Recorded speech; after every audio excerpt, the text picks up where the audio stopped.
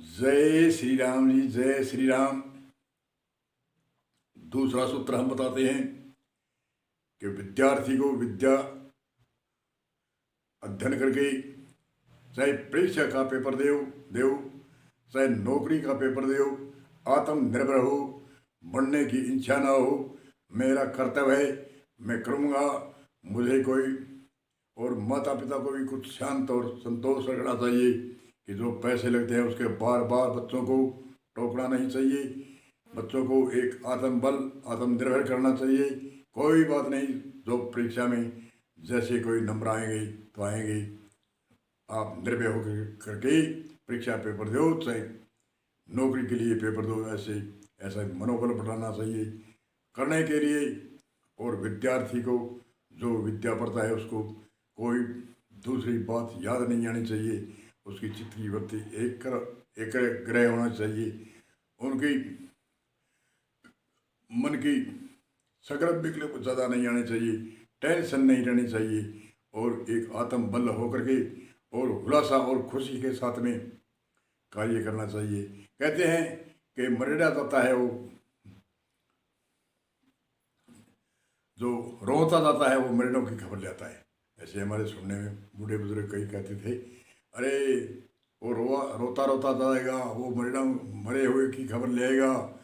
ऐसे हमारे बुजुर्ग कई ताना मारते थे कि जो कोई बच्चे को काम के लिए कहते थे वो रोता था, मैं नहीं जाऊंगा, ऐसे नहीं करूंगा, ऐसे वस्तु नहीं ले आऊँगा, उनके पास नहीं जाऊंगा, वो रोता था।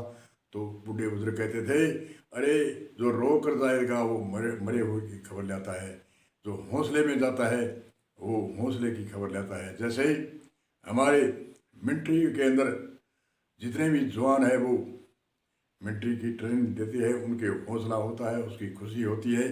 उनको देश के लिए, राष्ट्र के लिए उनको एक ही बात याद आती है, हमारा राष्ट्र आगे बढ़े, हमारा राष्ट्र में कुछ दखल न होगे, कोई दुश्मन घुस न जाए। ऐसे ऐसी उनकी ट्रेनिंग होती है। ऐसे उसके उमंग और खुशी और मनोबल और आत्मबल उनके होता है। तो उनके न घर याद आता है, न परिवार याद आता है, न स्त्री याद आती है, न माता याद आती है, न पिता याद आता है, न कोठी बंगले आदि कुछ भी याद नहीं आती है जब तक वो वहाँ पर रहते हैं। तो इसलिए ऐसे भी हमारे विद्यार्थी को कुछ भी याद नहीं आना चाहिए। हमें करना है, हमें बढ़ना नहीं है, हम आत्मनिर्भर है। पेपर हमारा कम नंबर आए, ज़्यादा आए, क्या खतरा है, उसमें कोई खतरा नहीं। पेपर हाथ में पकड़ते हैं तो उनमें बिल्कुल भी हिचक नहीं आना चाहिए। जैसे मिलिट्री के जवान आगे बढ़ते हैं, हौसले से बढ़ते हैं, खुशी से बढ़ते हैं, इसी तरह से हमारे विद्यार्थी चाहे परीक्षा का पेपर दो, चाहे नौकरी के लिए पेपर दो, आत्मबल, आत्मनिर्भर जो पेपर पकड़ता है तो बिल्कुल एक हौसला और खुशी से जाना चाहिए। जो पीछे बात बताई थी, रोता जाएगा वो मरे मरे हुए की खबर ले आएगा। ऐसे आत्मनिर्भर और मनोबल खुश चित्त मन एकाग्र होकर के पेपर को ले और पेपर पकड़े तो एक खुशी से पकड़े। और पेपर में जहाँ जाते हैं तो वहाँ एकदम खुशी से, उल्लासा से, ऐसे लंबे सांस लेते हुए, ऊपर की दृष्टि रखते हुए, दोनों नेत्रों के बीच में त्राटक में ध्यान लगाते हुए चलते जाओ। और आत्मनिर्भर होकर के क्या है, मैं पेपर दूंगा, बड़े हौसले से दूंगा, मेरे याद है, याद नहीं है तो मैं लगभग याद मेरे होगा। तो आत्मबल होता है, निर्भर होता है। उसके जो पेपर जितने भी, कई कहते हैं अरे कोचिंग पूरी नहीं करी, अरे पूरी कई कई गवैये होते हैं, संगीत कलाकार होते हैं, उनके सैकड़ी बार एक संगीत गा लेता है। अब जब हड़बड़ाहट होता है, कई भी ऐसा होता है उनके यति याद नहीं आती, क्योंकि उसका आत्मबल और उसके कुछ दिमाग में इधर उधर चित्त की वृत्तियाँ बिखरने के कारण से उनके याद नहीं आती। इसलिए ऐसे भी विद्यार्थी के जो कांपता है, हाथ धूलते हैं, उनके याद नहीं आती। जो आत्मबल और आत्मनिर्भर है, जो खुशी रखता है, जैसे मिलिट्री विभाग में जो ट्रेनिंग देते हैं वे कितने उल्लासा से आगे बढ़ते हैं। और ट्रेनिंग देने के बाद में भी वो रहते हैं तो उनके देश के लिए, राष्ट्र के लिए मरने मरने तक की उसके कोई याद नहीं होती है। परिवार की तो याद आनी की बात अलग अलग है। और हमारे जो पेपर हाथ में लेते हैं, कह करे मेरे नहीं याद आया तो हमारे खर्चा लग गया, इतना लग गया, माता क्या कहेगी, परिवार के क्या कहेंगे, ऐसे क्या कहेगी, मैं मना नहीं तो क्या होगा, मुझे मरना था, अरे मरना नहीं करना था, हमारा कर्तव्य है कि जो करेंगे तो उसमें कुछ भी नहीं होगी, मरेंगे भी और करेंगे भी, मरेंगे तो करेंगे, हमारा कर्तव्य है, करेंगे तो मरने ऑटोमेटिक ही मरेंगे। मरने की इच्छा पहले नहीं करनी चाहिए, पहले मरने की इच्छा करता है।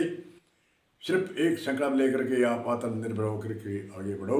हमें कर्तव्य करना है, हमारी पढ़ाई विद्या अध्ययन करना है, विद्या जो जो भी कोई सब्जेक्ट लिया है उन पर हमको एकदम तैयार होकर के तैयारी करके एकदम एडे कोई बाहर की कोई भी गाथा बात अनेक तरह के चित्र दिमाग के अंदर नहीं घुसने देना है। मौन धारण करे, सत्य बोलना, मिठास से बोलना, कम बोलना आदि आदि कई परहेज ऐसे विद्यार्थियों के होते हैं।